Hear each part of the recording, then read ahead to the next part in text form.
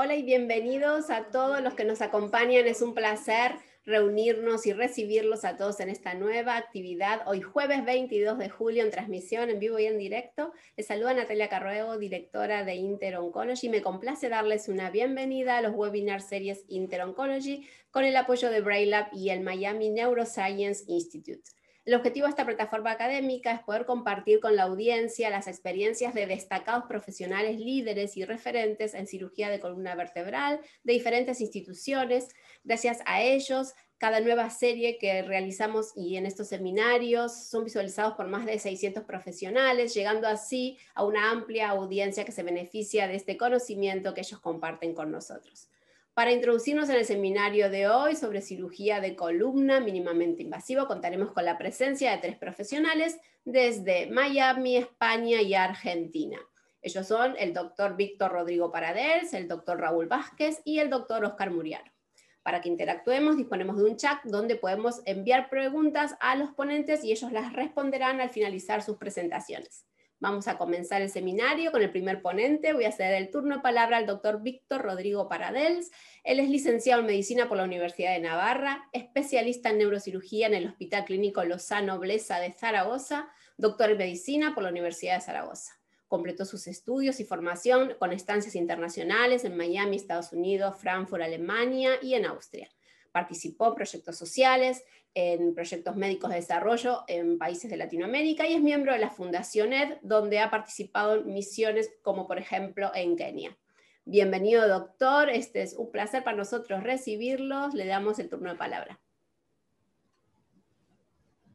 Bueno, muchas gracias, Natalia. Buenas tardes. Agradezco muchísimo la invitación a este foro. Y bueno, vamos a comenzar hablando de una resonancia un poco particular, la resonancia intraoperatoria en la cirugía miorradicular. La resonancia intraoperatoria es más conocida en tumores cerebrales, pero bueno, poco a poco en nuestros días estamos probando con otro tipo de terapias y de momento está siendo bastante útil. Vamos a comentar, a compartir los conocimientos con ustedes. Entonces no tenemos ningún conflicto de interés. La resonancia intraoperatoria comenzaron a utilizarla en 1996. El objetivo principal era aumentar la resección de los tumores cerebrales. Como bien saben, la resonancia es la técnica radiológica principal para este tipo de patología. Y bueno, es difícil implementarla, sobre todo el coste de la logística.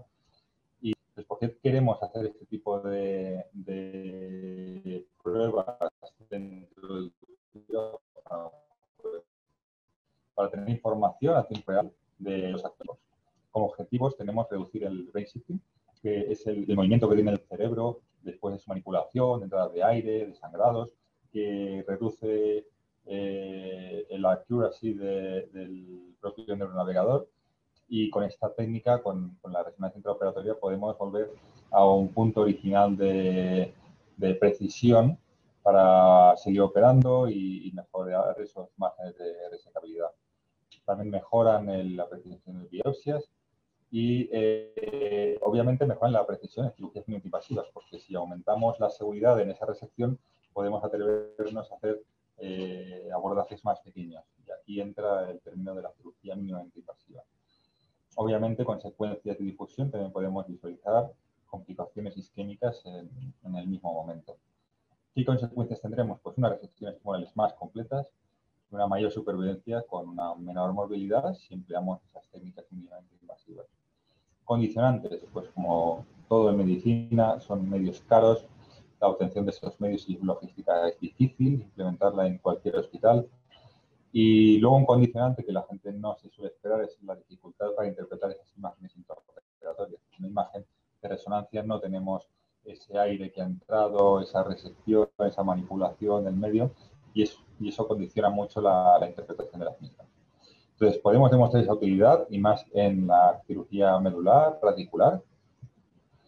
Pues bueno, empezamos, tenemos una casuística importante de 5 años, unos 300 pacientes, mayoritariamente de tumores cerebrales, y esta técnica no ha demostrado un aumento de infecciones, seguimos con un 1% más o menos, no ha habido complicaciones por el campo magnético y tampoco ha habido complicaciones con la transferencia. Nuestra solución es una solución de doble sala, de la cual hablaré ahora, y la medida de duración ha sido de unos 50 minutos. Nuestro aparato de resonancia es una Skyra de 3 teslas de alto campo de la marca Siemens. Se comenzó a utilizar en enero del 2016 y, como os he comentado, es una solución de 2 salas. No ha hecho falta adaptar el equipamiento del quirófano, el instrumental y todas estas cosas, sino que el quirófano sigue siendo el mismo, solo que cuando queremos hacer esta prueba, pues lo pasamos a la sala de al lado, que es esta foto de aquí, con un transfer RM compatible, y se hace la prueba de la resonancia y luego se vuelve al mismo quirófano. Esos son esos 50 minutos de los que estábamos hablando. Se utiliza un cabezal de oro, RM compatible, de carbono, y en estas cirugías, pues, en estas cirugías cerebrales se intenta incluir casi todos los pacientes para adquirir práctica y para poder estudiar ese cambio del cerebro después de operado, poder aprender más con esas imágenes. No se han hecho excepciones ni con pacientes despiertos, que son más difíciles de manejar, con pacientes con intervención neurológica y con pacientes en otras posiciones un poco más difíciles, como la de prono o lateral. La de prono es la que vamos a utilizar en la cirugía de columna. ¿Qué ocurre? Que no tenemos tampoco ningún protocolo clínico establecido. Pueden hacer multitud de secuencias, generalmente se hace entre 1 y entre 2. También se hace una difusión para descartar infartos, se suele hacer una DTI para también hacer una correlación con los tractos. Y el momento de realizar la resonancia, pues tampoco es un momento protocolizado. Depende de si vamos a hacer una resección completa o parcial, y es una decisión totalmente por parte del cirujano. En ocasiones es al final de la cirugía y en ocasiones es en el medio o al final, buscando pues, algún signo o guiarnos un poquito más en la resección. Por lo tanto, la resonancia intraoperatoria se utiliza como un instrumento más, una herramienta más. Igual que está la fluorescencia, igual que está la navegación, la neurofisio, está todo, pues eso es un medio más. No es obligatorio utilizarlo, pero tenemos unas ventajas bastante importantes. Pues tenemos una experiencia, obviamente pequeña, porque tumores medulares no tenemos tantos, la incidencia es bastante más baja, pero bueno, he preparado una casuística para poder mostrarles más o menos la utilidad de esta técnica. El caso 1 es un varón de 69 años con un antecedente de tumor renal, nefrectomía izquierda total, antecedentes normales de hipertensión, enfisema, que acudió a nuestra consulta con un año de evolución de una dorsalgia incapacitante y progresiva. Tenía molestias en extremidades inferiores, pero no tenía ningún déficit neurológico.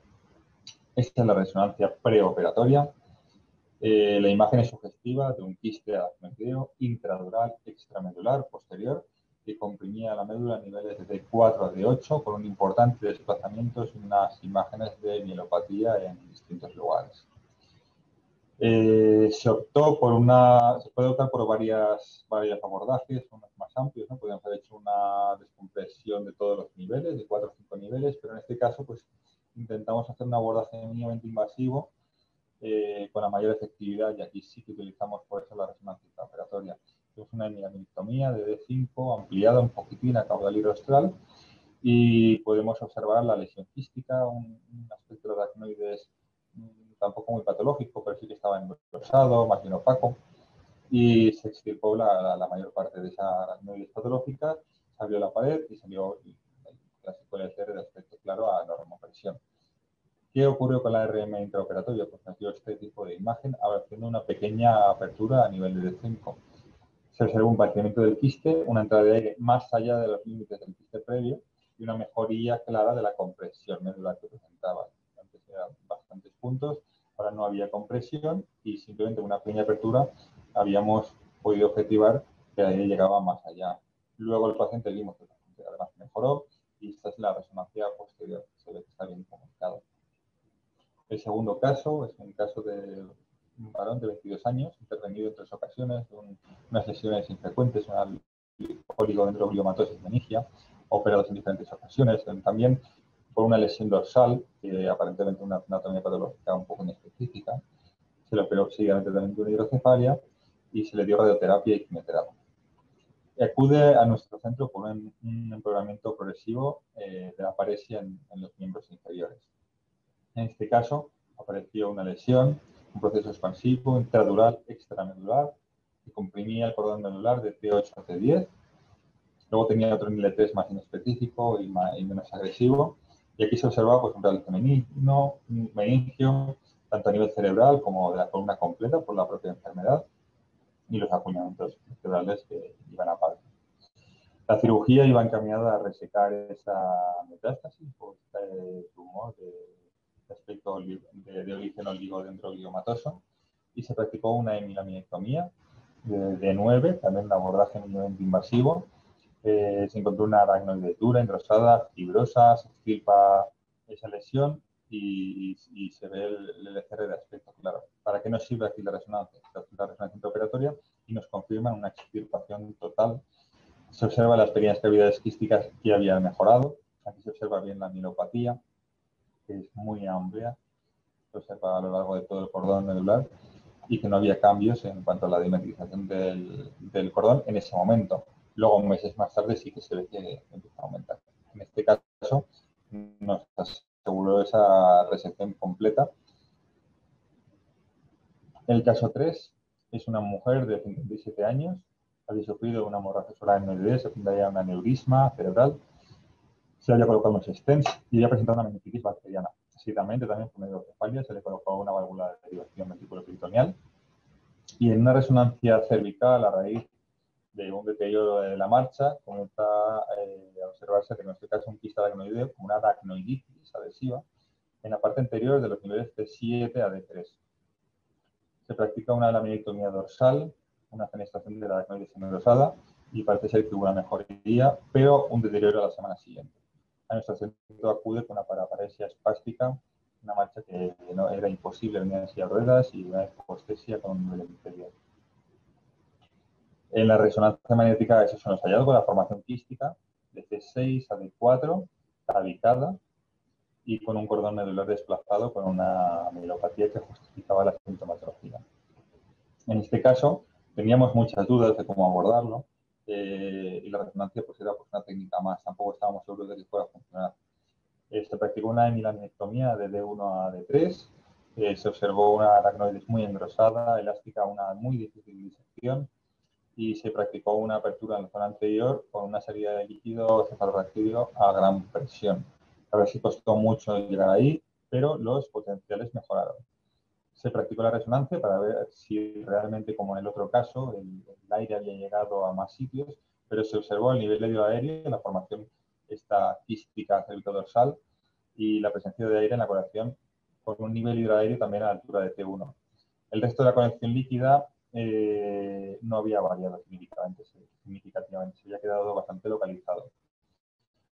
Como los potenciales habían mejorado, tampoco nos dispusimos a aumentar esas laminectomías a craneal. Por lo tanto, vimos que el paciente mejoró, pero volvió a aparecer esa cavidad quística, que al final se solucionó con una derivación cisto-peritoneal. En este caso nos sirvió la resonancia para ver que estábamos realmente aquí dentro. No fue una utilidad tan grande como en tumores, como en quiste previo, pero bueno, al menos nos sirvió para ver que estábamos en ese sitio y que posteriormente el catéter que pusimos pues estaba bien colocado. El caso número 4 es una mujer de 69 años, este es diferente, es un tumor, que se presenta con unas disestesias en la planta de los pies que irradian hacia las piernas, que predomina en la izquierda. Tenía un año de evolución y seguía empeorando. Tenía una torpeza en miembros inferiores y una lateropulsión en la marcha. Y una dudosa urge-incontinencia. La paciente fue diagnosticada de un tumor intramedular. Las perfusiones mostraron unos valores un poquito elevados, de origen claramente tumoral, y las secuencias de PI de la extractografía muestra, también es una técnica difícil de hacer, un poco controvertida, pero sugerían integridad de esos tractos, como que estuvieran desplazados y no totalmente invadidos. Por lo tanto, la primera posibilidad diagnóstica era de un ependimoma frente a un astrocytoma. La cirugía se realizó con una laminectomía simple y una durotomía, myotomía. Cuando terminó la cirugía, al final de la cirugía teníamos unas dudas respecto a si había un resto tumoral o realmente una cápsula, parte de la cápsula que estaba cuajada, un componente vascular. dado que los potenciales estaban inestables, potenciales intraoperatorios estaban inestables, decidimos realizar la técnica de la resonancia intraoperatoria y observar si realmente eso era un resto o simplemente era algo fibrosado o vascular. Aquí nos fue de gran utilidad porque aquí, como observamos, captó bien el contraste y nos informaron de un pequeño foco de RAC patológico compatible con un tumor residual en el lecho quirúrgico. Por lo tanto, recomendando revisión. Obviamente, volvimos a la cirugía. Los potenciales, hay que decir que incluso habían vuelto, ya no estaban tan inestables. se había recuperado la médula y pudimos completar la resección. El caso 5 es un varón de 54 años, el último caso ya, con un antecedente de cáncer de esófago, una evolución un poco atípica, la verdad es que lleva bastantes años, y tenía una metástasis intramedular tratada meses atrás con radioterapia.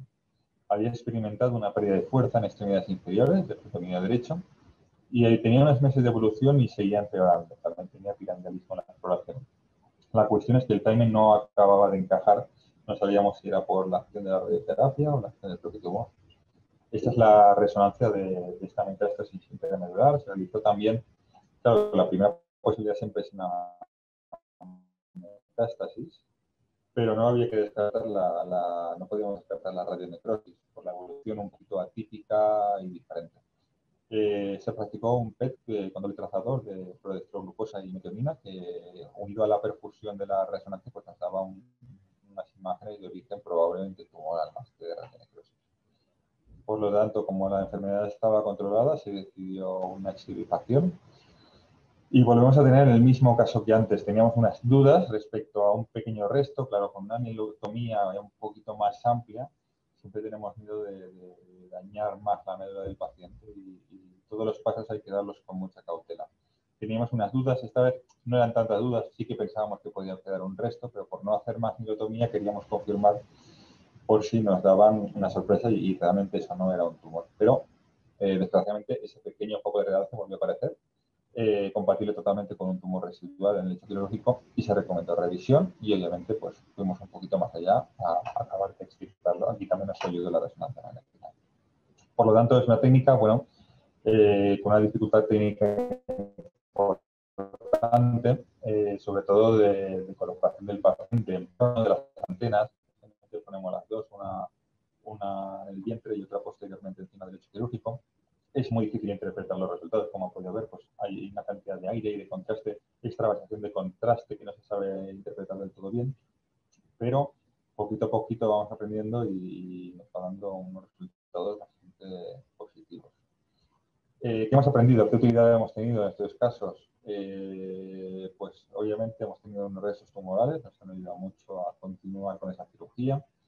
Nos han demostrado, en el caso de los quistes, que hemos trabajado en esa zona, que ha habido una comunicación o no. En algunos casos pues, podemos quitar un quiste, luego todo continúa igual y no sabemos si hemos estado o no hemos estado. Y luego, por supuesto, informar de posibles complicaciones como infartos en secuencias de TTI, en secuencias, perdón, de difusión, pero que en nuestro caso, pues no, oportunamente no hemos tenido, no hemos podido comprobarlo. Así que, bueno, muchas gracias. Muchas gracias, doctor Víctor Rodrigo Paradels, desde Navarra, España. Brillante presentación. Si tienen preguntas, pueden enviárnoslas al doctor para que las podamos formular al final de este seminario.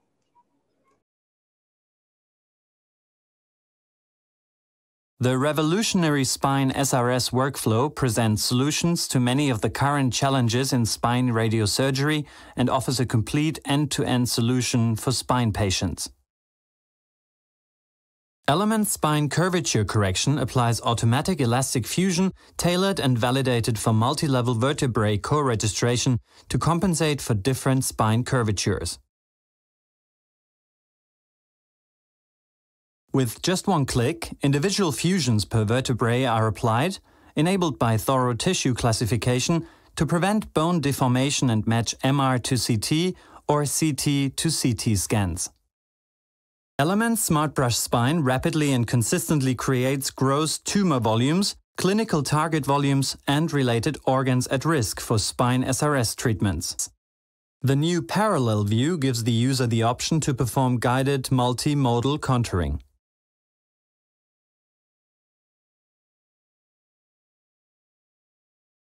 After outlining the tumor, all 3D objects are automatically created, including an associated organ at risk and the corresponding CTV that is defined based on International Spine Consortium guidelines. As with all pre-planning elements, dose planning works with a high degree of automation to consistently and efficiently create high-quality treatment plans. With just one click, a spine VMAT plan is created in minutes. Among a number of various optimization techniques, a patented algorithm selectively exposes the vertebra for enhanced spinal cord sparing. Once plan optimization is complete, users are offered a range of intuitive tools to personalize the plan. These include the ability to dynamically adjust the priority between the target and the most critical organ at risk. All that remains is to export to ExactTrack, which provides continual intrafractional monitoring with submillimetric delivery precision. The cutting-edge Element Spine SRS workflow enables exceptional planning and offers clinical efficiency for both treatment planning and delivery. Vamos a continuar entonces el turno del doctor Raúl Vázquez. Él es director de cirugías complejas de la columna y es neurocirujano especializado en el tratamiento quirúrgico de trastornos raquídeos complejos, entre ellos tumores, trastornos degenerativos de la columna, deformaciones vertebrales, escoliosis, cifoscoliosis y neurotraumatismos. Posee una experiencia extraordinaria en técnicas mínimamente invasivas que redundan en menos dolor, menos complicaciones y un tiempo de recuperación más breves. El doctor Vázquez se desempeña como revisor editorial de varias revistas internacionales, ha publicado ampliamente en revistas con revisión médica externa y es ponente invitado en simposios científicos nacionales e internacionales. Su vasta experiencia docente comprende su trabajo como profesor asistente de neurocirugía en la Facultad de Medicina de la Universidad de Kentucky. Bienvenido, doctor Vázquez, es un placer tenerlo entre nosotros. Muchas gracias por la invitación y la introducción. Quería tomar esta oportunidad para hablar un momento de cirugía un poco compleja de columna, estableciendo el concepto de deformidades de la columna, que muchas veces cuando tratamos metástasis vertebrales no la tomamos en consideración. En una estando más debido a los tratamientos adyuvantes con quimioterapia y radiación, entonces tenemos que hacer muchas veces revisiones de la cirugía. La presentación está en inglés, pero yo le voy a leer en traducción en español mientras hablo. Se me hace más fácil entre los Estados Unidos y los conceptos médicos, se me hace difícil traducirlo. Pero básicamente voy a describir un poquito el concepto de deformidad de columnas vertebrales en adultos y quiero establecer el concepto de escoliosis y lo que llamamos post-laminectomy syndrome, que es el síndrome de post-laminectomía, cuando hacemos laminectomía para resecciones de tumores y después desarrollamos quifosis y progreso de deformidad. Voy a hacerlo en presentación de varios casos. La situación que tenemos en los Estados Unidos, al menos, es que más y más hacemos cirugías de columna por cambios degenerativos y por tumores. Y mientras más los pacientes viven, vemos estas deformidades más complejas que requieren una revisión de la cirugía. Hablando de la columna, es importante entender que es un órgano que tiene un comportamiento biomecánico muy importante, estructural para la médula espinal y para los diferentes nervios. Y los cambios degenerativos y de deformidad que causan los tumores, las patologías, incluyendo metástasis, son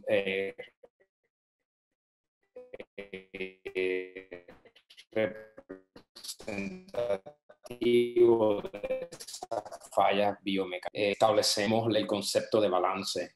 Es importante entender que cuando hay un desbalance en términos de gravedad, eso requiere más energía para el paciente y de ahí es que viene la deformidad, provoca un cambio significativo en términos de dolor y calidad de vida. Estas deformidades tienden a progresar aún cuando el paciente ha sobrevivido el cáncer o la metástasis y aún al paciente siendo no ambulatorio o ambulatorio. Esto básicamente repite lo que presenté en la introducción, que más y más la población está viviendo más largo tiempo y vemos ahora estos cambios a largo plazo. Cuando se hacen cirugías de deformidades, tradicionalmente y en la mayoría de las veces, las cirugías de deformidades las hacemos por escoliosis o cambios degenerativos. Pero lo que estamos viendo a largo plazo es el concepto de no fusión, cuando los tornillos o las varillas se rompen o hay fatiga del hueso y hay una no unión de las articulaciones. Y también desarrollamos lo que llamamos la quifosis o la deformidad proximal cuando hacemos correcciones bien largas de la columna.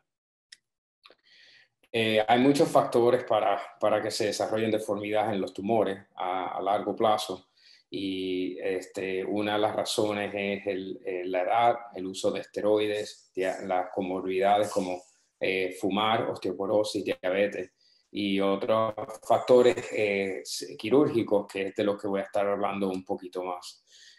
Yo hago diferentes parámetros, inclusive hago estos análisis cuando tenemos metástasis tumorales en la columna vertebral, porque también causan deformidades. Entonces hago una evaluación comprensiva, completa, incluyendo la resonancia magnética, la tomografía y las radiografías de escoliosis de 36 pulgadas.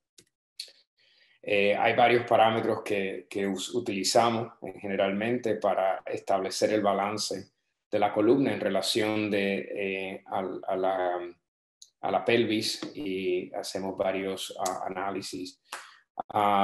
Personalmente, una de las experiencias para prevenir complicaciones es la utilización de análisis del metabolismo de los huesos, incluyendo niveles hormonales de vitamina D, testosterona, incluyendo una densitometría ósea.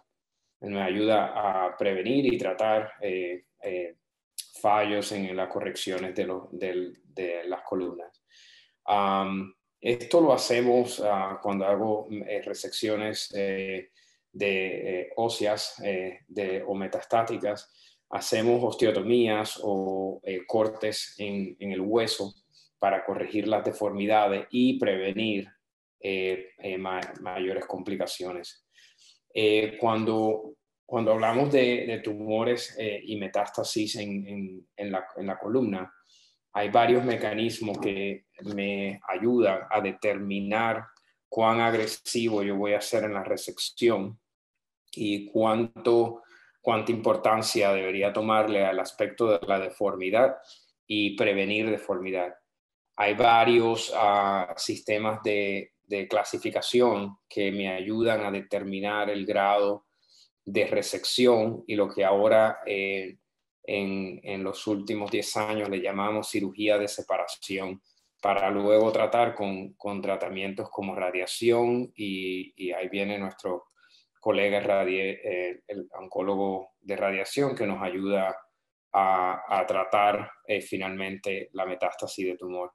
Especialmente yo utilizo mucho el Tomita y el Tokuhashi Score porque me ayudan a predecir un poco el estado metastático del paciente y me ayudan a determinar un poco el factor de expectativa de vida, incluyendo cuán agresivo debería ser en cuanto a la resección. El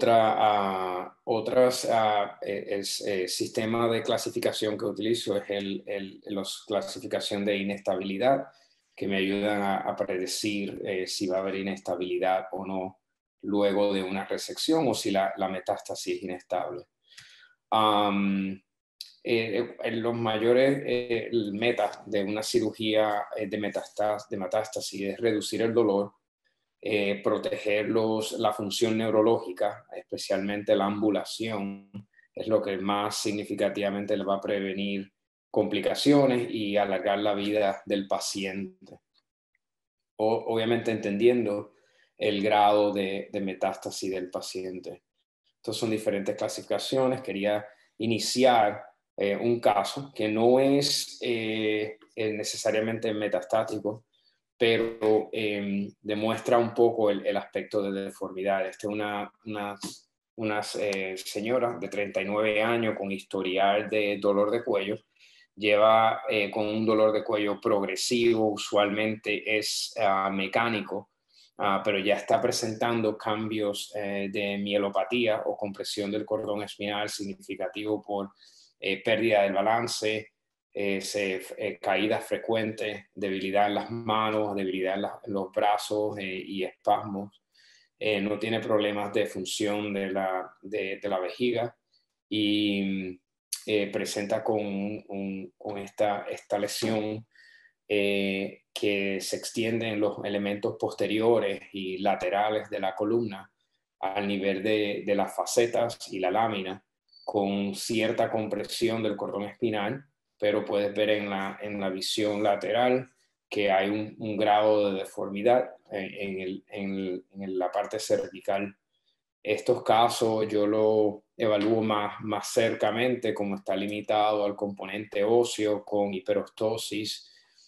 Hacemos una tomografía y demostramos que tenemos una hiperostosis severa al nivel de 4 o 5, con una deformidad caifótica y hasta compresión del canal vertebral en el lado izquierdo.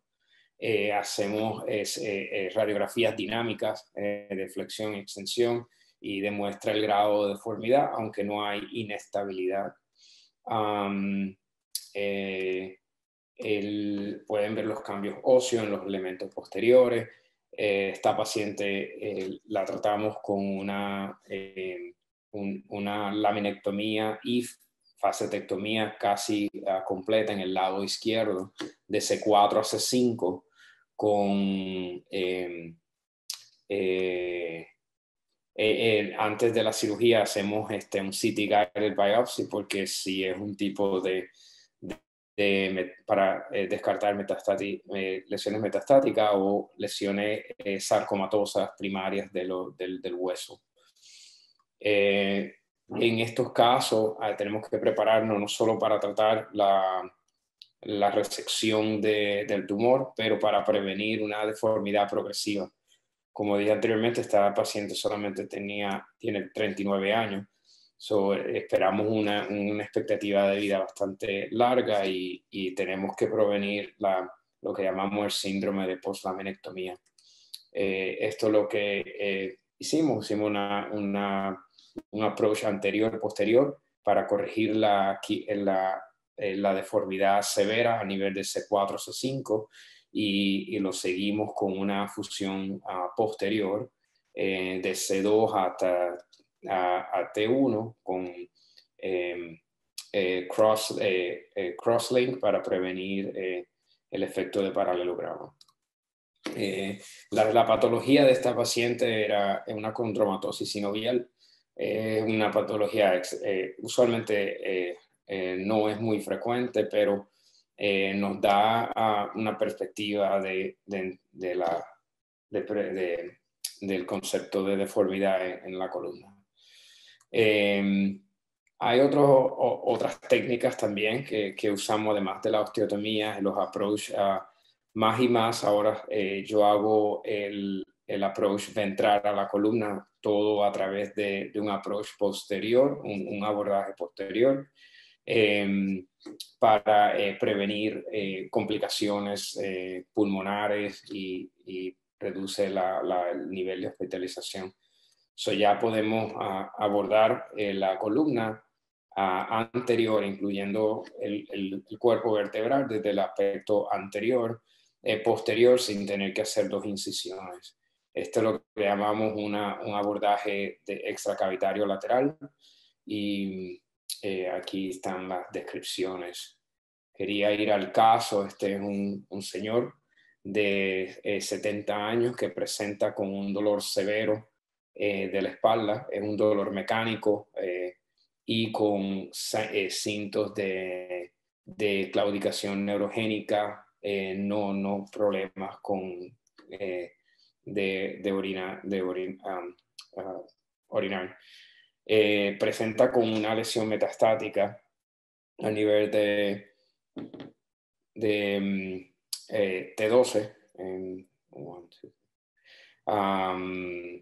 y con una compresión severa del canal, con destrucción del hueso. Cuando hacemos una tomografía, vemos la destrucción del cuerpo vertebral del E1.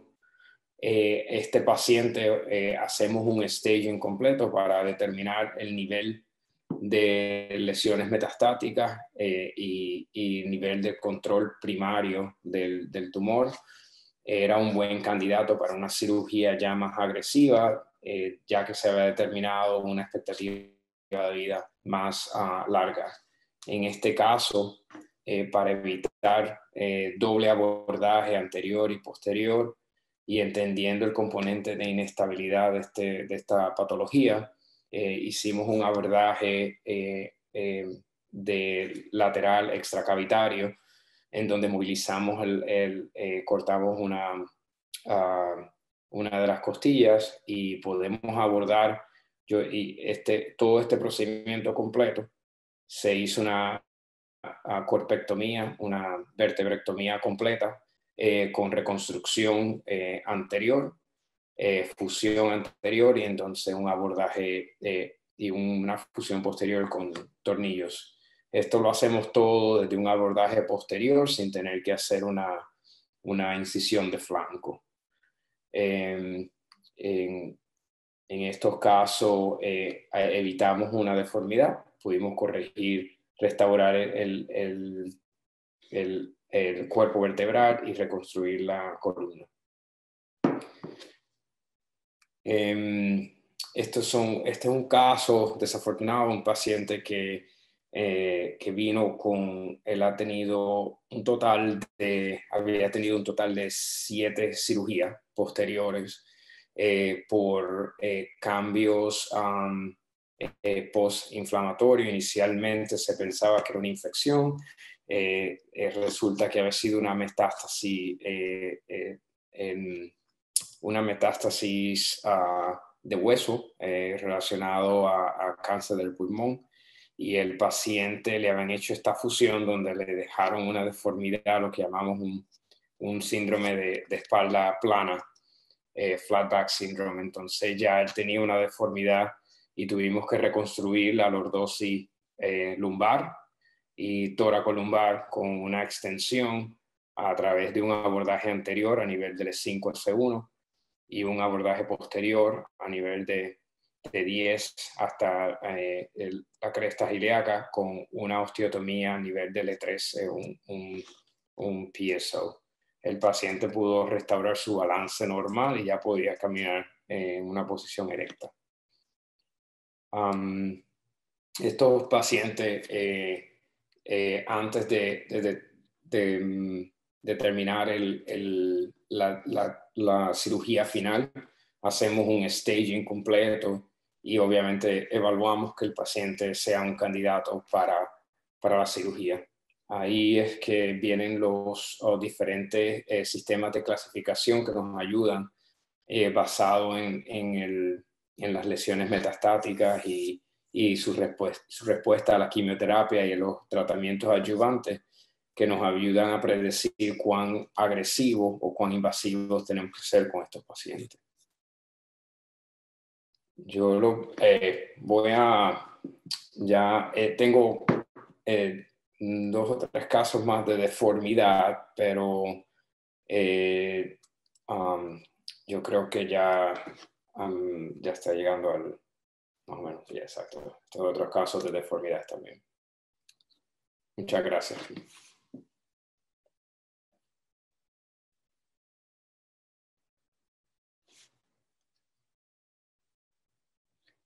Muchas gracias, doctor Raúl Vázquez, por su presentación. Allí, doctor, deje un segundito si quiere esa diapositiva, porque nos estaban preguntando justamente por su correo electrónico o dónde le podían contactar. Allí el doctor dejó sus detalles de contacto. Muy amable. Para quienes quieran contactar al doctor o hacer alguna pregunta puntual o específica, pueden a través del Baptist Neuroscience de allí de Florida. En Miami pueden contactar con el equipo o bien con el doctor. Muchísimas gracias, doctor. Vamos a continuar. Ahora tiene que dejar de compartir, por favor, doctor Vázquez, para que podamos seguir con el siguiente colega. Él es el doctor Oscar Muriano. Es director médico del Instituto Zunino, especialista en radiooncología. Doctor Muriano, le damos la bienvenida. Lo escuchamos atentos.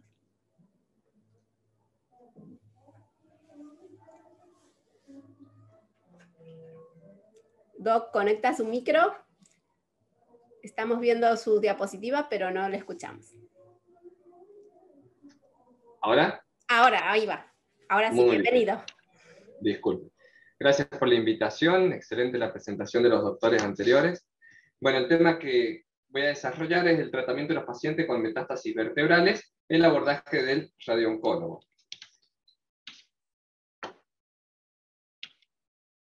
Bueno, el 20% de los pacientes con cáncer desarrollan metástasis vertebrales. En los últimos años aumentó el número de metástasis vertebrales, esto porque los pacientes con cáncer aumentaron su sobrevida por los tratamientos sistémicos, por los tratamientos quirúrgicos, por los tratamientos de radioterapia y por los estudios de imágenes que tienen mayor sensibilidad y especificidad, ¿sí? Clínicamente estos pacientes por lo general se presentan con dolor y con síntomas neurológicos. Estos síntomas van a depender de la localización en la que está la metástasis. La definición de SBRT, que en la bibliografía también la podemos encontrar como radiocirugía o como radioterapia estereotáctica, ¿sí? La SBRT es una radioterapia de dosis alta guiada por imágenes con intención de ablación del tumor con no más de 5 fracciones. La SBRT es una técnica no invasiva que posibilita la administración de una alta dosis de irradiación a uno o múltiples blancos con efecto de muerte celular localizada y muy baja dosis en el tejido sano circundante. Esto obviamente es muy importante por la médula o la caudequina, ¿sí? Que está muy próximo a la lesión. En cuanto a la SBRT en metástasis espinales, tiene la ventaja de minimizar la dosis de la médula espinal mientras entregamos una alta dosis al tumor. Es un tratamiento rápido, con un alto nivel de paliación, y bueno, el GTB debe tener la dosis total del tratamiento, la dosis prescripta, y el CTB y el PTB puede ser subdosado debido a la tolerancia de los órganos a riesgo, la médula espinal, ¿no? Y un poco la evolución de la radioterapia, de cómo fue evolucionando. En la primera imagen, a la izquierda, un campo en una vértebra lumbar, un campo posterior, después se pasó un campo antero-posterior, posterior-anterior, y después la radioterapia conformada 3D. Después pasamos a una radioterapia de intensidad modulada con 5 campos fijos, con lo cual ya se empezó a conformar un poco la dosis para bajar la dosis en la médula, y después a la radiocirugía o SBRT con BIMAT, en la cual sí ya podemos bajar muchísimo más la dosis en la médula. Y ahora, bueno, un repaso de la bibliografía. Este trabajo evaluó el impacto de la histología del primario, del tumor primario, y la dosis prescripta en el control local de las metástasis vertebrales. Se evaluaron 657 pacientes con 811 lesiones. El seguimiento medio fue de 26.9 meses y la dosis prescripta fue una sola fracción de entre 16 y 26 Gray. El objetivo primario de este trabajo fue el tiempo hasta la falla local. Los resultados fueron: la sobrevida media fue de 26.9 meses, 28 pacientes de 811, o sea el 3.4% de estas lesiones progresaron. El tiempo medio de progresión fue de 26 meses. Y la progresión local hubo diferencias significativas con respecto a la dosis prescripta, pero no hubo diferencias significativas con respecto a la histología del primario. Quiere decir esto que tumores radioresistentes no hay diferencia en cuanto al control local, comparado con histologías que son radiosensibles. Y la conclusión de este trabajo: SBRT es un tratamiento eficaz, ha logrado un control local duradero en altas dosis, y SBRT se debe considerar en pacientes con buen pronóstico. Aquí en el grafiquito vemos la diferencia de dosis y el control local, como a medida que se aumenta la dosis media prescripta en los pacientes que se le prescribió alta dosis fue de 22 Gray, comparado con 16 Gray. Este siguiente trabajo, el año 2020, comparó radiocirugía en una fracción versus radiocirugía en múltiples fracciones, entre 2 y 5 fracciones, y la radioterapia convencional. Este es el primer análisis, el primer metaanálisis que comparó radiocirugía versus el fraccionamiento estándar. Se evaluaron más de 3.200 pacientes con 4.900 lesiones. El 43% fueron radiocirugía en una fracción, el 19% radiocirugía en múltiples fracciones, 2 a 5, y el 36.5% hicieron radioterapia convencional, en 10 fracciones con una dosis total de 30 Gray. El objetivo primario fue el control local a un año, si hubo toxicidad de grado 3 a grado 5 y si hubo fractura de las vértebras tratadas. Los resultados fueron que radiocirugía en una fracción tenía un control local al año del 92%. Radiocirugía en general, ya sea una fracción o hasta 5 fracciones, tiene menos del 1% de toxicidad grado 3 a grado 5. Y esto se ve en los tratamientos en una fracción. Por cada 10 Gray que se aumentaba del BET, aumentaba el control local en un 4.7%. Y la fractura, se evaluó una fracción versus múltiples fracciones, siempre en radiocirugía. En una fracción hubo del 19.5% y en múltiples fracciones del 9.6%. Es una diferencia importante. La conclusión de este trabajo: radiocirugía es un tratamiento seguro y eficaz. Una fracción tiene mayor control local que radiocirugía en múltiples fracciones, y radiocirugía en general tiene mayor control local comparado con la radioterapia convencional. Este siguiente trabajo evaluó la reirradiación con técnica de SBRT en pacientes ya tratados y irradiados con radioterapia convencional. Se evaluaron 215 pacientes con 247 lesiones tratadas.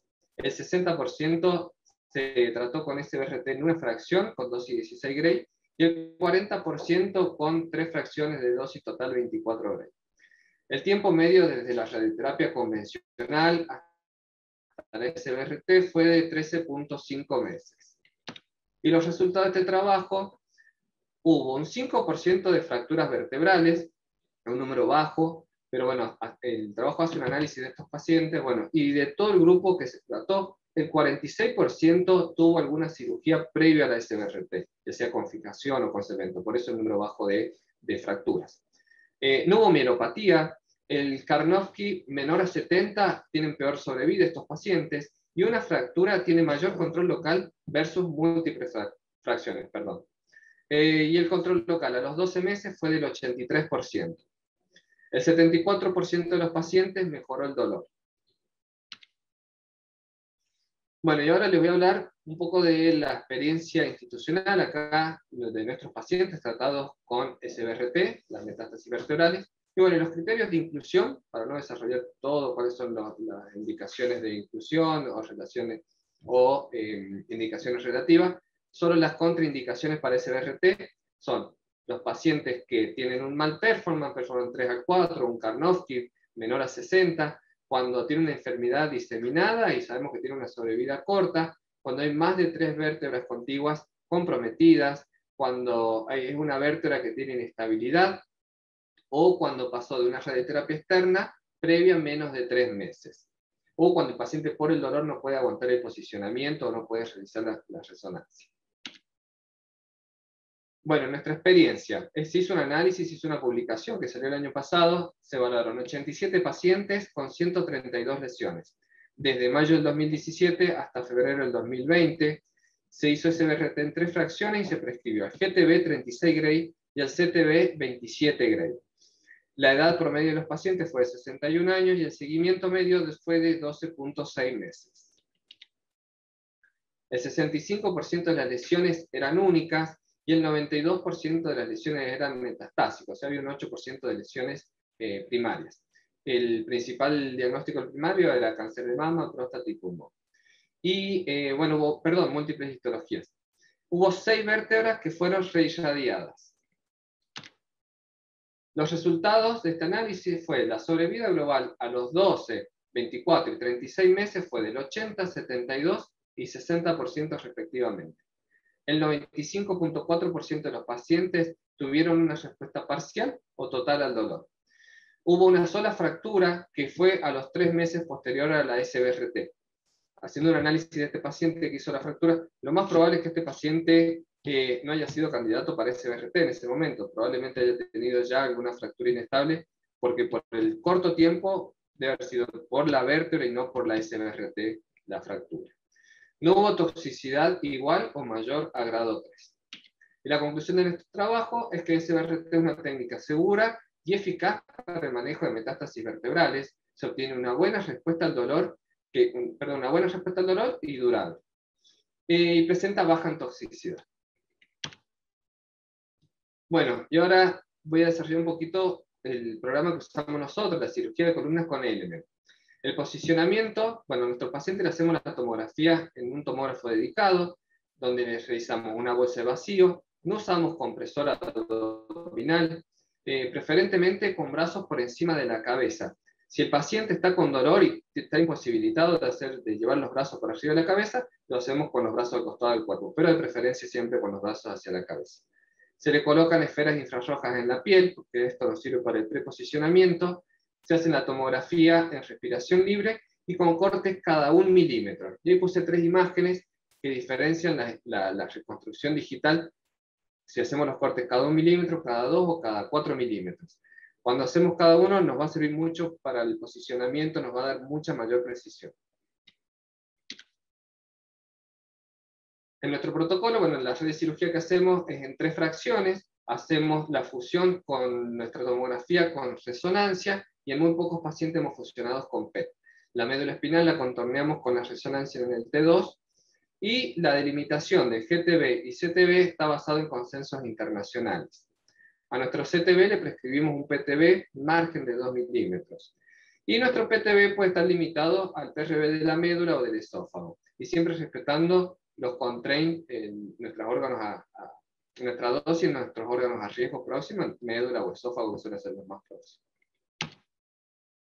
Bueno, las guías que usamos para contornear los volúmenes son las guías del astro. En esta guía se evaluaron las vértebras cervicales, dorsales y lumbares, y dependiendo de la localización de GTB, era dónde iba a estar localizado nuestro CTB. ¿Sí? Ahí las 3 vértebras, cervical, dorsal y lumbar. El trabajo de la guía del astro solo evalúa estas 3 vértebras, pero no evalúa o no nos ayuda a delimitar cuando tenemos las metástasis en el sacro. Son menos frecuentes estas metástasis, pero sí las tenemos. Esta guía del año pasado salió publicada, nos ayuda a delimitar nuestro CTB en las metástasis sacras. ¿Sí? Muy similar a lo otro. Bueno, y el Element, nosotros usamos el Element para la planificación, es un flujo de trabajo en el cual vamos paso a paso haciendo los controles, fusión de los pacientes para el tratamiento. Acá fusionamos nuestra tomografía con las resonancias que pedimos en un formato especial para SBRT Spine. Hacemos la fusión, ¿sí? La imagen fusionada. Y después la corrección de la curvatura, porque obviamente no está en la misma posición las resonancias con nuestra tomografía de la planificación. Entonces, con el Element podemos hacer la corrección de la curvatura de la columna. Y la delimitación de nuestro GTB y CTB. Con el Element, con el Smart Brush, podemos delimitar el GTB. En este caso es una vértebra, una paciente con una metástasis dorsal, en la dorsal 2, perdón. Tiene una lesión blástica en el cuerpo de la vértebra, cuerpo porción anterior. Y lo que hacemos, vamos poniendo el nombre al volumen, ponemos que es tumor, ponemos que va a ser nuestro GTB, seleccionamos el Smart Brush y empezamos a delimitar la lesión que queremos que sea nuestro GTB. ¿Sí? Delimitamos bien en el axial, corregimos en el sagital también, y ahí de forma automática nos va a delimitar nuestro CTB y el canal medular.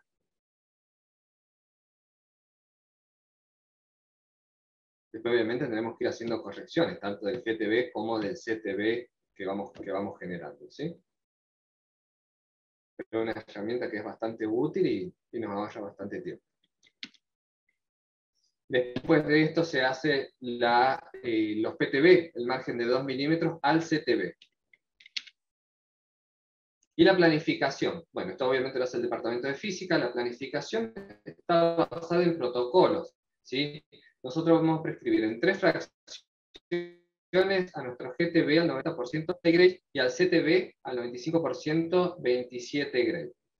En este caso, bueno, acá este protocolo es de una vértebra dorsal o cervical o la primera lumbar. ¿Por qué? Porque vamos a hacer nuestro contrain de médula espinal. Si fuera una vértebra lumbar baja, usamos otro protocolo que tiene el contrain de la caudequina. Y luego la aceptación de plan. El plan que es el físico, nosotros lo evaluamos, donde vamos a ver la distribución de dosis y el histograma dosis-volumen. La dosis que recibe nuestro GTB, nuestro CTB y obviamente nuestros órganos a riesgo. Principalmente la médula espinal, riñones, intestino, etc. Una vez que está el plan aceptado, se hace el control de calidad y ya una vez el paciente en el equipo, lo primero que se hace el preposicionamiento usando las esferas reflectoras. ¿Sí? Hacemos el preposicionamiento, después hacemos la adquisición de imágenes con el ExactTrack y la fusión con la reconstrucción digital. Y esto con la camilla con movimiento 6D, hacemos que los desplazamientos necesarios según nos indica el ExactTrack. ¿Sí? Y acá un videíto primero de cómo hacemos el posicionamiento del paciente en el camillo con las esferas, un preposicionamiento, en este caso un paciente con una metástasis en la vértebra L5. Hacemos el preposicionamiento y después hacemos las plaquitas con el ExactTrack. Mejoramos la imagen, borramos las zonas que no queremos que se fusionen, las zonas móvil o el contorno externo del cuerpo. Ahí se borra la cabeza femoral. Para que al hacer la fusión automática se enfoque en el área de la lesión y en el área más próxima de la lesión.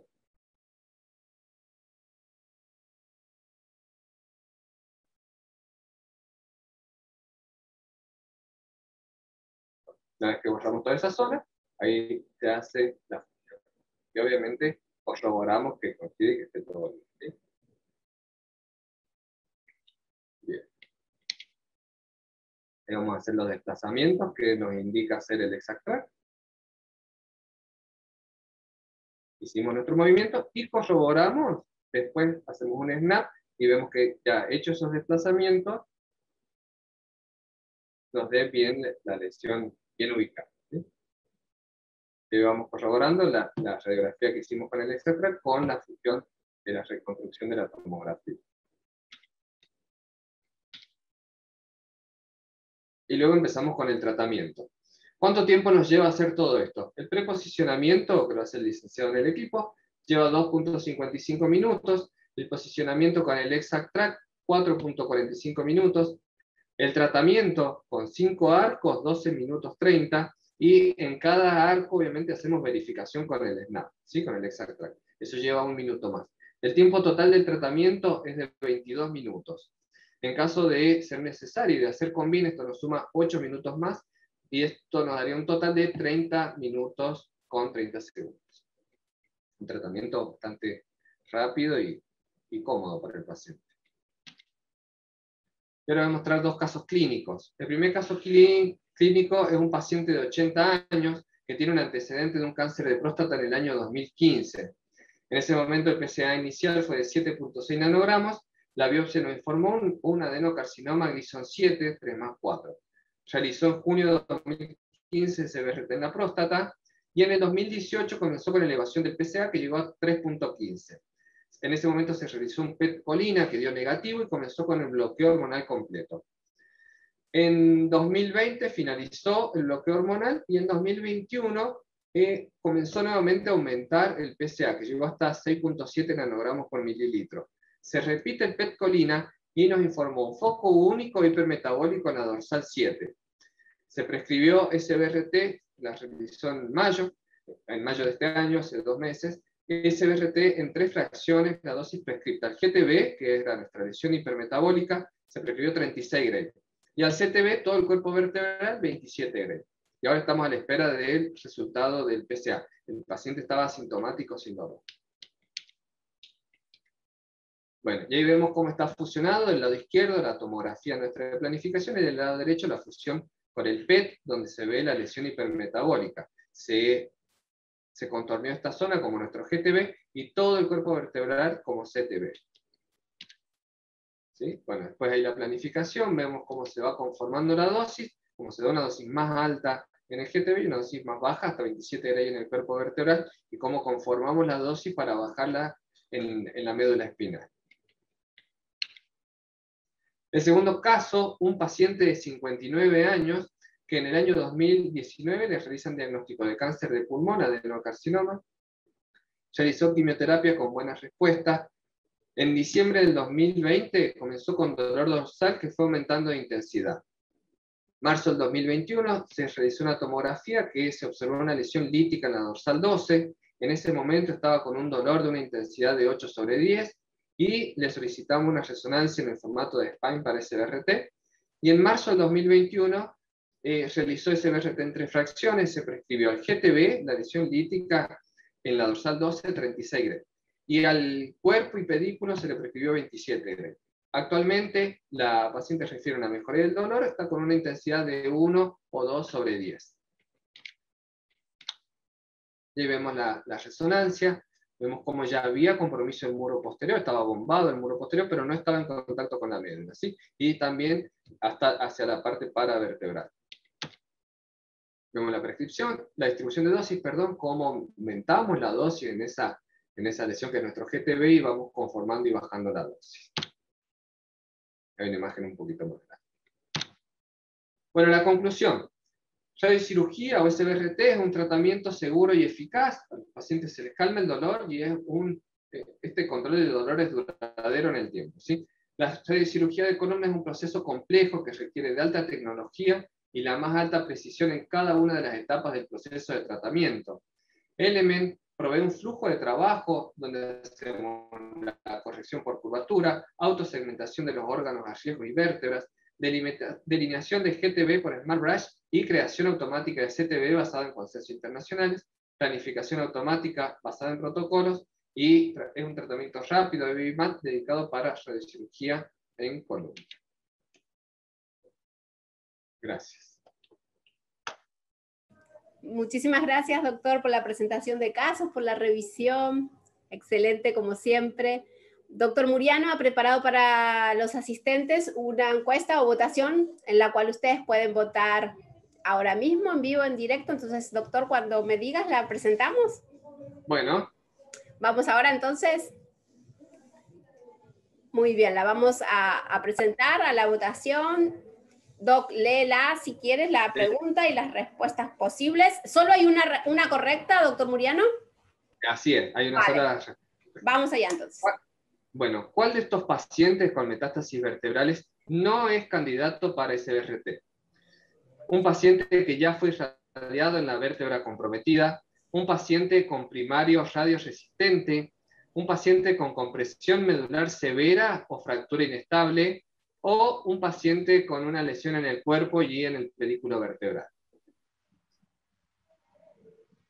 Recuerden, ¿cuál no es candidato para hacer SBRT?